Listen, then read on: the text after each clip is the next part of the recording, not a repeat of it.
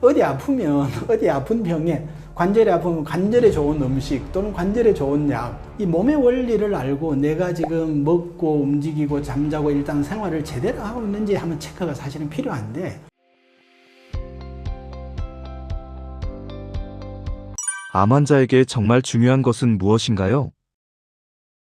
이제 말씀드렸다시피 양방의 어떤 수술이나 방사선 또는 항암 이런 표준 치료를 통해서 암세포도 제거도 하고요. 또 한방 치료를 통해서 내 몸의 에너지에 맞게 그 나름대로 피를 맑게 하는 그런 한약 치료나 또 봉독 치료나 이런 걸 통해서 이제 개선을 하는 것은 굉장히 중요한데요. 사실은 이거 못지않게 또 같이 중요한 게 뭐냐면 내 몸 스스로 그 어떤 건강한 기혈 에너지가 생성이 되도록 또 순환이 되도록 하는 환경이 중요하다는 겁니다. 아무리 치료를 잘해놔도 내 몸에 맞지 않은 이제 그런 생활을 통해서 기혈이 생성도 잘 안 되고 또는 기혈이 돌지도 못하고 또는 기혈이 균형이 깨져서 이런 문제가 생기면 당연히 이제 또 암세포가 생성이 되는 거거든요. 그래서 이제 암을 제거하는 건 곰팡이 제거와 같다고 얘기를 했습니다. 이제 그런 환경이 되면 또 방 안의 환경이 그렇게 되면서 또 곰팡이가 다시 생기게 되는 거죠. 그래서 이제 이 지금 몸의 환경을 만드는 거는 아까 내가 방 안에 방문을, 창문을 열고 또 환기시키고 방에 불을 떼는 것처럼 이제 얘기를 드렸는데, 이 내 몸의 환경은 사실은 내 몸의 원리만 알면, 몸의 원리라는 게 사실은 복잡하지 않거든요.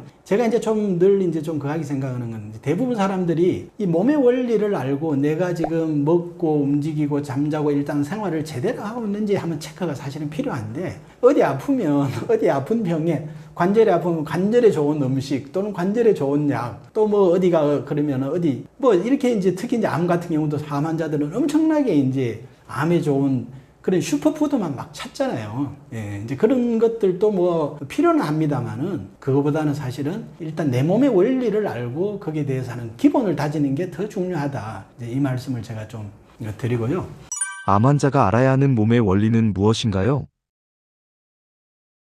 예, 이 몸의 원리는요, 사실은 우리가 400년 전의 책입니다. 이 허준의 동의보감이요. 뭐 지금도 사실 우리 한의사분들이 동의보감 얘기를 많이 하잖아요. 이제 동의보감을 그렇게 강조하는 이유가 뭐냐면 몸의 원리를 아주 너무 일목요연하게 정리를 잘 해놨다는 겁니다. 그래서 우리가 몸의 건강이라는 거는 사실은 생명 활동을 하는데 필요한 기와 혈이라는 기혈이 어떤 이 생명 에너지가 결정이 된다. 그래서 이 생명 에너지는 어떻게 만들어지고, 이 만들어지는 거는 우리가 부모로부터 물려받은 소화기능, 비위 소화기능이죠. 그리고 우리 먹는 음식, 여기에 의해서 이제 에너지가 만들어지고, 또 이 만들어진 에너지는 심장과 폐의 순환기능과 이 운동뿐만 아니라 일상의 움직임에 의해서 하나의 이게 추동력을 만들어주거든요.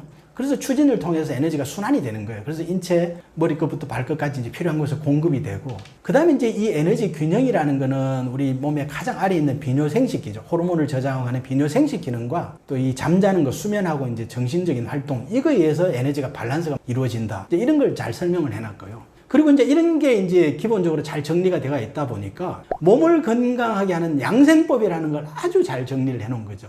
그러면서 이제 몸을 건강하게 되면 사실은 질병이라는 거는 몸의 문제에서 나타난 하나의 결과물이다. 이 질병의 본질은 몸의 문제에 있다. 이런 걸 이제 강조를 해놨거든요. 이제 그런 것들을 이제 높이 평가받아서 사실은 우리 동의보감이 뭐 높은 어떤 뭐랄까 세계 유네스코 문화유산으로 등재될 만큼 나름대로 우리가 가치를 평가받고 있고요. 그 다음에 이제 또 우리 한의계 중요하신 분 한 분이 이제 이재만 선생님이 있습니다. 근데 이재만 선생님이 무슨 얘기를 했냐면 이 몸을 건강하게 동의보감에서 얘기하는 몸을 건강하게 하는 방법이 근데 사람마다 다르다는 얘기를 하셨어요. 그래서 사람의 체질에 따라서 몸을 건강하게 하는 방법을 다르다는 말씀을 하셨고, 그러면 그 다르다는 이유를 왜 다르냐? 이 다른 이유는 우리가 부모로부터 물려받을 때 소화기, 순환기, 비뇨생식기, 오장육부의 기능이 차이가 있다는 거죠. 그래서 우리 주위에 보면 뭐 늘 손발 차고 소화 안 되는 사람도 있고, 또 요즘 같은 환절기 되면 늘 또 감기 같은 걸 또 달고 다니는 사람도 있고, 또 물만 먹어도 자꾸 붓고 살이 찌는 것 같은 이제 이런 사람도 있고, 또 어떤 사람은 먹어도 똑같이 먹는데도 별로 살이 안 찌는 사람이 있고, 이게 다 이제 부모로부터 물려받은 오장육부의 기능 차이거든요.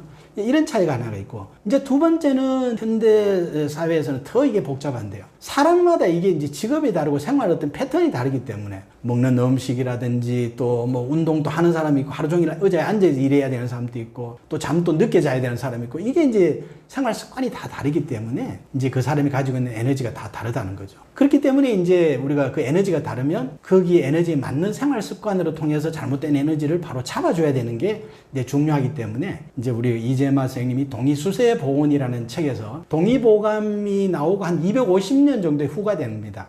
이때 이 얘기를 하셔서 우리 한의계에서 사상의학 이런 얘기를 많이 하죠. 그렇지만은 저는 이 사상의학의 한계점이랄까요? 요 문제점을 조금 제가 한번 짚고 넘어갔으면 좋겠는데, 아마 우리 구독자분들 중에 한의원에 갔을 때 또 이 한의원에 가니까 당신 소음인이라 그러고 또 저 옆에 한의원에 가니까 당신은 또 소양인이라 그러고 이런 얘기 아마 경험해 본 경우 혹시 있을 수도 있습니다. 아마 있을 것 같아요. 자, 이건 왜 그러냐 하면요.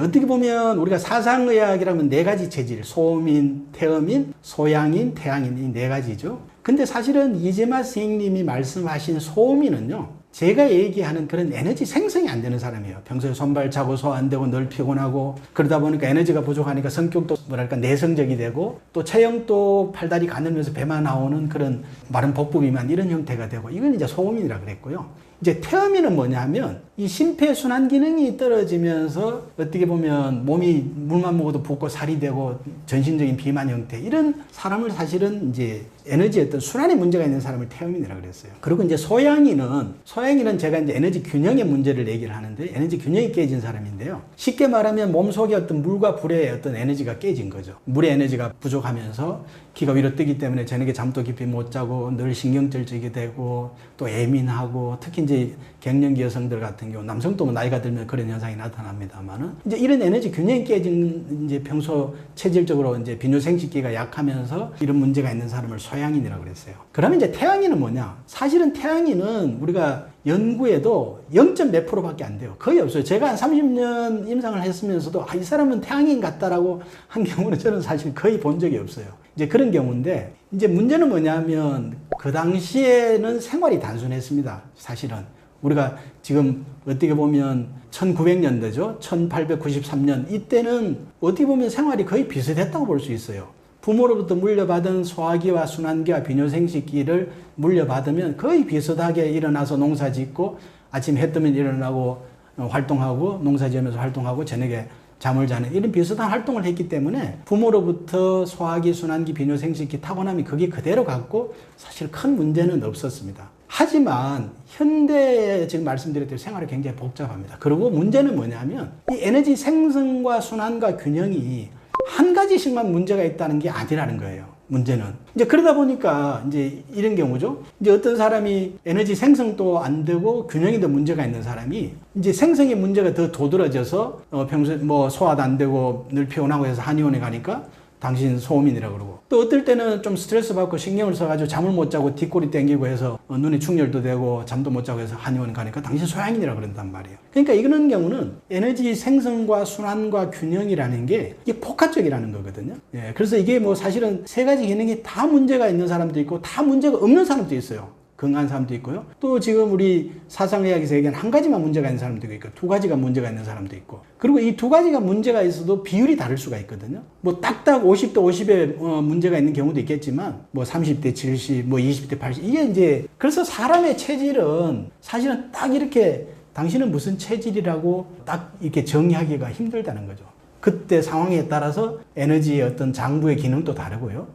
역할도 다르고 또 에너지의 어떤 생성, 순환, 균형이 다르기 때문에 이게 이제 이걸 제가 좀 꼭 말씀을 드리고요. 그래서 이제 제가 이제 고민을 해서 이 허준 선생님의 몸의 중요성, 몸 건강에 하는 그런 이론과 또 이재마 선생님의 몸 건강을 하게 하는 방법이 사람이 가지고 있는 에너지에 따라서 다르다는 이 두 가지 정신을 좀 현대의학적으로 정리를 해서 이제 한 게 제가 이제 노비노 건강법이라는 걸 정리를 했고, 이걸 이제 내 몸에 맞는 맞춤 생활법이라는 걸 해서 이제 지난번에 제가 자리에서 이제 한번 말씀을 드린 적이 있죠.